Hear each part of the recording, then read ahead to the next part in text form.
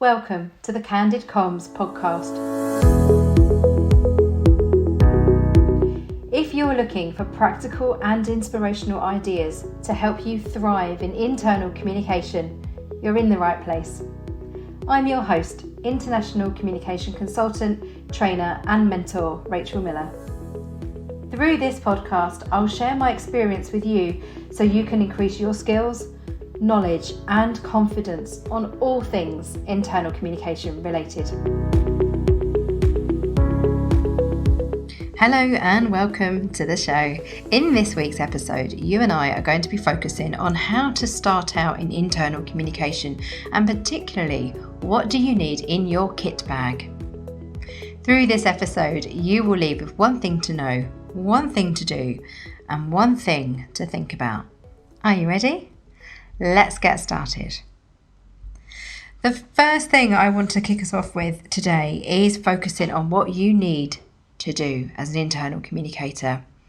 The experience of one internal comms pro to another will vary depending on what's in that kit bag. In other words, what do you have access to help you do your job? You may have a whole suite of channels, a whole range of channels, which is the methodology that you use to communicate inside your organisation. So you might have an intranet, you might have digital signage, you might have newsletters and posters and all sorts of apps and bits and bobs to help you communicate. Or you may just have email. When you're thinking about working in an internal comms, what I want you to do is to get organised. And one of the very best ways that I know to do this is to map out your channels using a channels matrix. Imagine you have just joined an organisation or you've been called in to help an organisation with its internal comms. What's one of the first things that you'll want to do? I imagine that you'll want to know what you've got to work with. And your channels form a really key part of this. So the way to get organised is to create a channels matrix. Now, if you already have one, I encourage you to dust it off, have a look at it, because the year 2020 happened. I'm finding that lots of organisations are having to scrub through their channels. Now, let's just pause here and think about the jargon. So, a channels matrix, comms friends, sounds really posh, and it really isn't. A matrix is essentially, in this instance, a table. And in our table, we are going to map out all the channels that you have. And this is what I want you to do. Now, if you are listening in the bath, and I know that quite a few people listen to this podcast in the bath, if you're listening in the bath or walking the dog or out for a run, then this is an exercise that you'll need to come back to. But let me walk you through it. Create a channels matrix, which is a table where at the top you are mapping out all the different channels that you have. So let's start with the type of channel. So let's think about an intranet, for example, so your internal website. So across our channels matrix, we are having the type or the name of the channel is the intranet, and you can separate it out. You could have name and then type. So let's use intranet. Name is intranet and the type is digital. Then, and this is always the most important bit for me in a channels matrix, purpose. In other words, why does this channel exist? What is it intending to do? When I'm looking at intranets, what I'm looking for is this a window on the culture of an organisation? I want to be able to look at an intranet and know instinctively the type of organisation it is, how it works, how it treats its employees. It should be a window into your culture. Or, I wonder how you felt when I said that. Did you cringe when I said that because yours isn't like that and that made you wince? Don't worry. Or is your intranet a place where PDFs go to die? What's the reality? What's the purpose? Why does your intranet exist? Now, I often put things in here like it's the go-to place for all employees in the organisation, or it's a single source of truth for all employees regardless of their role, or it's where we have conversations about our day-to-day work. And what I'm looking for here is your intranet's purpose a place to go to get credible, accurate, reliable information to help employees do their jobs? Or is it the place where PDFs go to die, which is more often than not the case? Then we move along to direction. And what I mean here is it one way or is it two way? And I'll talk about why that's important in a moment. But one way is broadcast. So if you have an intranet with the comments turned off, it's broadcast. It's a one-way, transactional, fixed method of communication. If you have the comments turned on, that's where the good stuff happens, comms friends. That's where the conversations happen. So we are moving from one way to two way. And this is brilliant for internal comms. We want to amplify employee voices. We want to listen to our workforce. If you have an intranet, and when I asked you whether it was one way or two way, if you thought, oh, it's two way, yeah, it's definitely two way, but actually the reality is you don't have comments turned on, then it's one way. Two-way intranets typically have things like forums or comments turned on stories, or perhaps there's a web part that's embedded which links to a Yammer feed, for example. So there's conversations going on. It's very conversational space rather than just fixed information giving out. Then we move to the frequency. So in here for an intranet, for example, so this is across the top of our channels matrix, the frequency might be the intranet is updated once a day. Now don't freak out if yours isn't updated once a day. Some are. Some organisations update them 3 times a day, particularly if we're having a crisis communication situation. Whatever the frequency is for you, put it down. It could be that it's updated once a week or twice a week. I mean, I hope it's at least that. If it's once a month, I would query why you have it, because clearly it's not being used. And then we want to put in the owner. So who owns this channel? It could be the comms team. And sometimes I split this out in terms of ownership of the budget, because sometimes an intranet budget could be comms and IT, or maybe comms, HR and IT, or any sort of hybrid. And then the owner in terms of the content. So who is responsible for setting the direction of travel for this particular channel, for deciding what goes on it, for deciding who writes the content, etc. Now imagine you've done this for your whole organisation. If you only have a couple of channels, then it will not take you very long at all. It'll be super easy to do. But if you have a lot of channels, it will take you quite a time. But it's a really important thing to do, because then you can see on a page or on a couple of pages at a glance, this is how internal communication happens in our organisation. And what I'm looking for when I'm looking at a channels matrix is I want to see a whole range of things. I want to see what are the channels or what are the methodologies in terms of the way internal communication happens in the organisation that aren't owned by the comms team. Now this could be things, and I want you to include this on this channels matrix, because if you're thinking about your kit bag and thinking about what methods exist in the organisation in terms of the way we communicate, you have to include channels that you don't own and that you don't control. So it could be closed groups, Facebook groups perhaps, or it could be WhatsApp, or it could be certain conversational spaces that people have set up, Slack perhaps. So be mindful of that, include that. I audited a zoo a few years back, and I found one of the methods of communication that was used was handheld radios. It was really important. It was a method that wasn't controlled by the comms team, but it was such a key proponent of how the organisation communicated, how the employees communicated. It was such an important tool for them. So include those additional things. And I also included things like interdepartmental newsletters that I uncovered there too. So you're looking for what are the channels of communication that exist in the organisation that aren't owned by the comms team. So now you've mapped it all out, things I want you to be mindful of are the frequency. So what's the cadence, the rhythm of your internal communication? Is it that you've got lots of channels going out weekly but nothing going out monthly? Is it that there's nothing quarterly? What does that feel like? We talk a lot in internal comms about noise. We need to be mindful of the noise. What do you actually mean when you say that? When I talk about noise, I've got a model in my head, which is the Shannon and Weaver model. This is, well, I call it the mother of all comms models. It's the original model of how a telephone call happens. I'll link to it in the show notes, allthingsic.com/podcast, so you can find it. But in a nutshell, this model guides you from A to B, and it helps people understand how to get information, how a telephone call happens. And noise relates to a cross wire. a crackle on the line, a reason why communication is interrupted. So you've got the sender at the start and you've got the receiver and destination at the end, and noise is what can stop a telephone call from being executed successfully. So noise in internal comms we normally refer to it in terms of it's too noisy, we've got too many channels, or we've got too many emails. If you are planning to introduce a new comms channel, have a look at your comms matrix. What problem are you trying to solve through this channel? What's the purpose?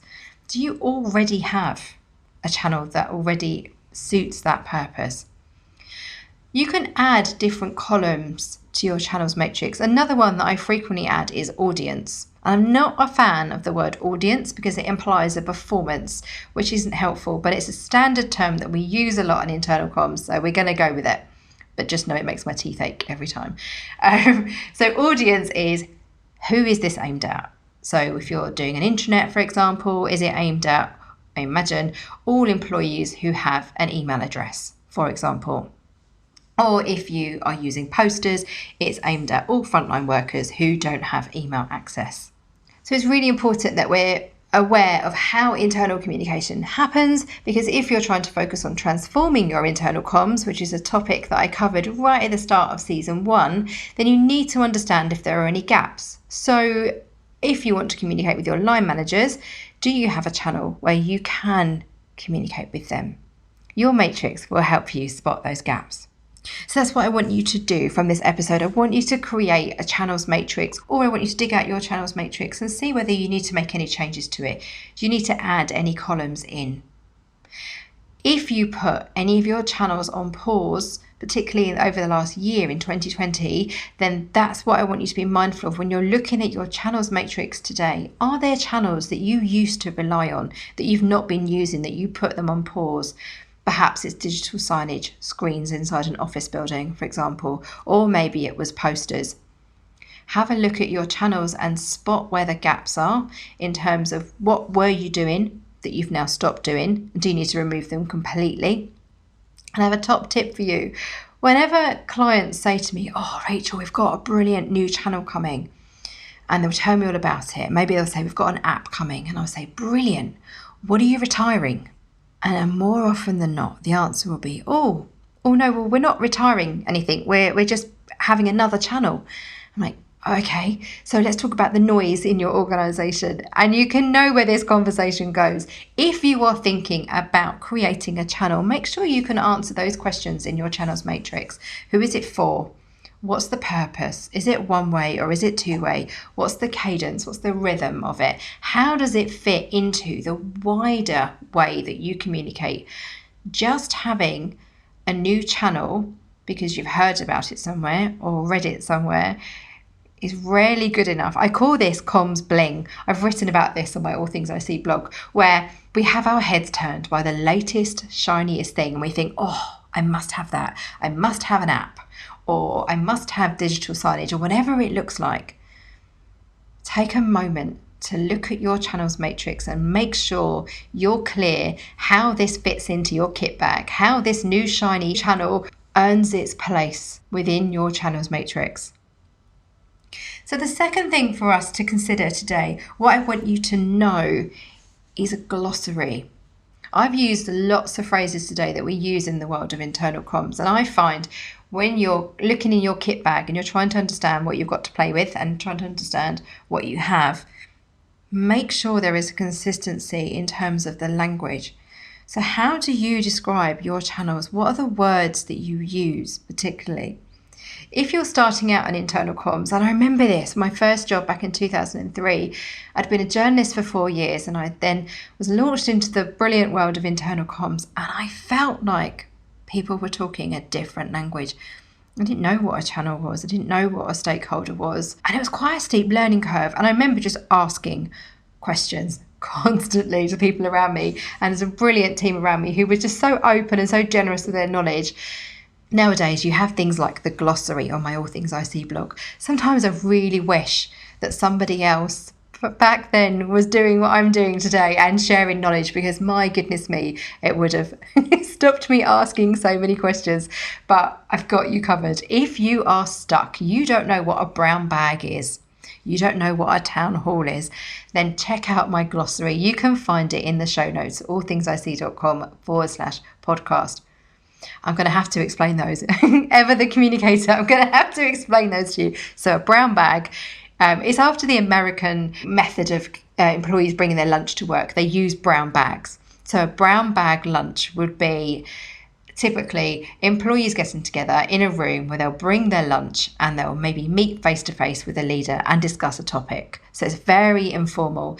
I've often called them lunch and learns because the terminology of brown bag doesn't really resonate, particularly for a UK and European audience that I find. So lunch and learns is how I normally describe them. But you might hear phrases like that. We're going to do a brown bag. I remember hearing that and going, I don't know what that is. And I remember Googling it and trying to figure out what on earth is a brown bag. So that's what a brown bag is. And a town hall is, I don't actually know where it comes from. The original definition, I don't know. Maybe it's something I'll look up.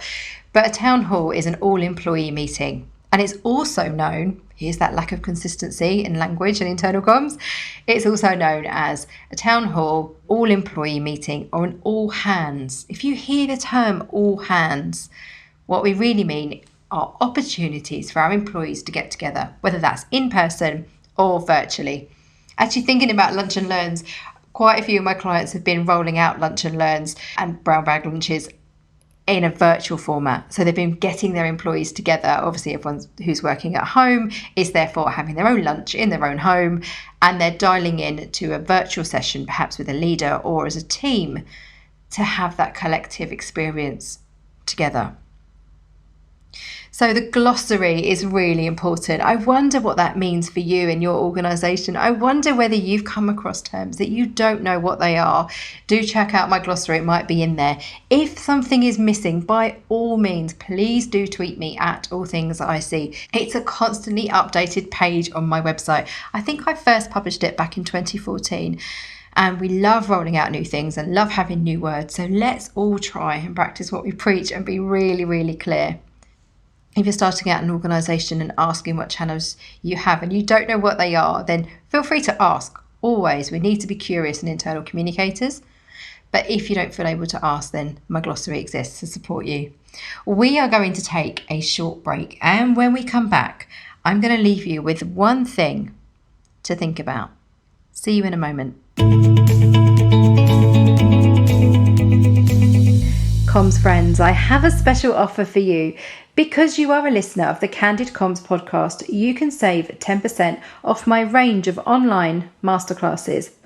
If you're just starting out, then How to Be an Internal Communicator is the course for you. If you're about to start a new internal comms role, then my How to Create a 90-Day Plan will support you in your first 3 months. Perhaps you're thinking about becoming a comms consultant. If so, my How to Be a Comms Consultant Exploration Masterclass is the one you need. All of the courses can be found at allthingsic.thinkific.com and simply use the code CANDIDCOMMS at the checkout to save 10%. And I hope to see you inside one of those masterclasses very soon.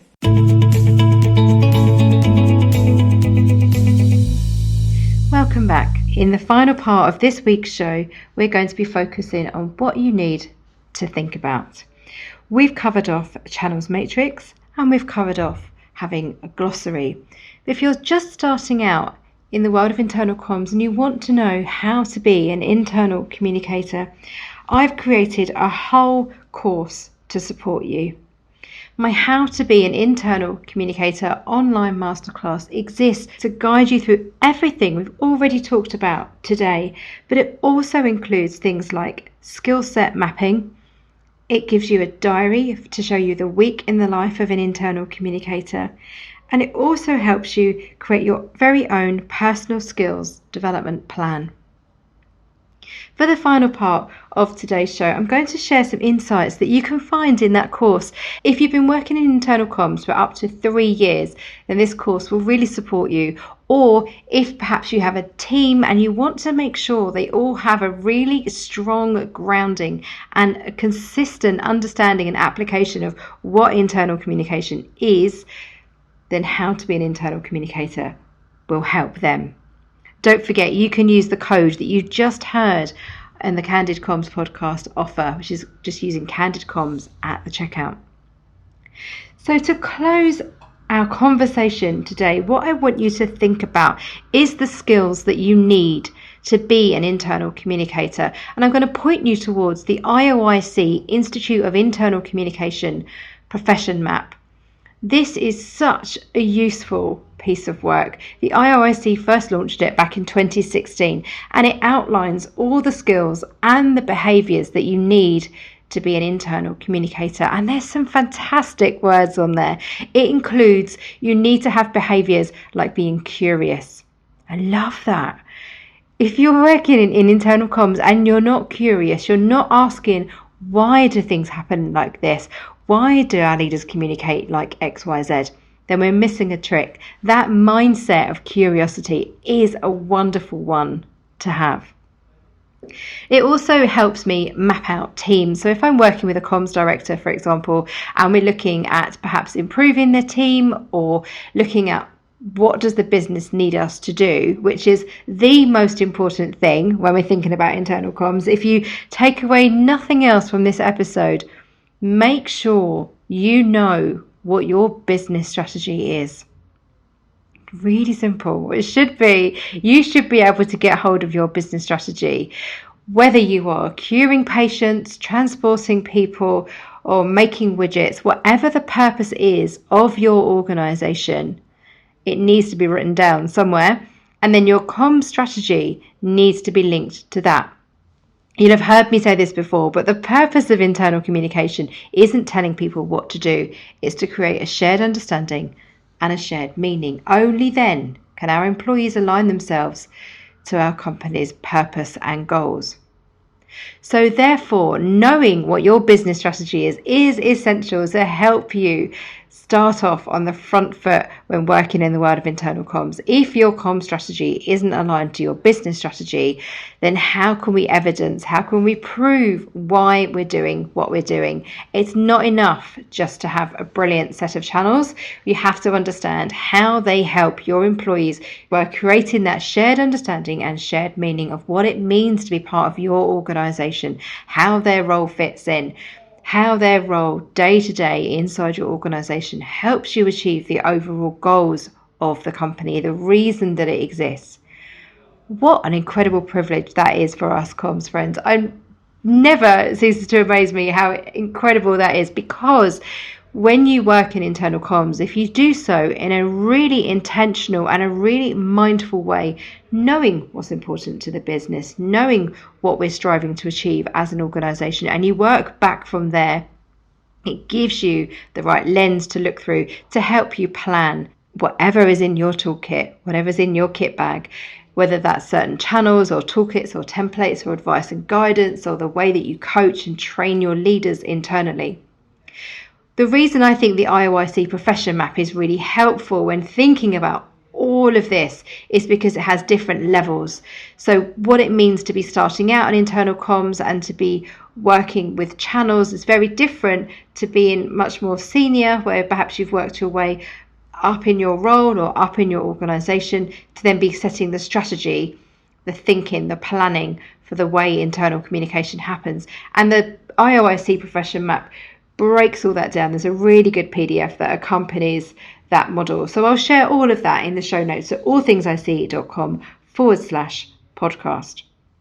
So we've covered what you need to know. We've talked about having a glossary for internal comms. We've talked about having a channels matrix, and I guided you through how to create that for your own organization.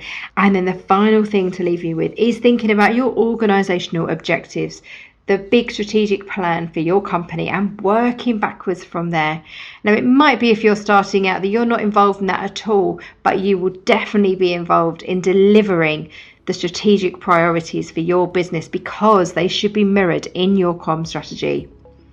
And all of this and much more can be found in my How to Be an Internal Communicator online masterclass.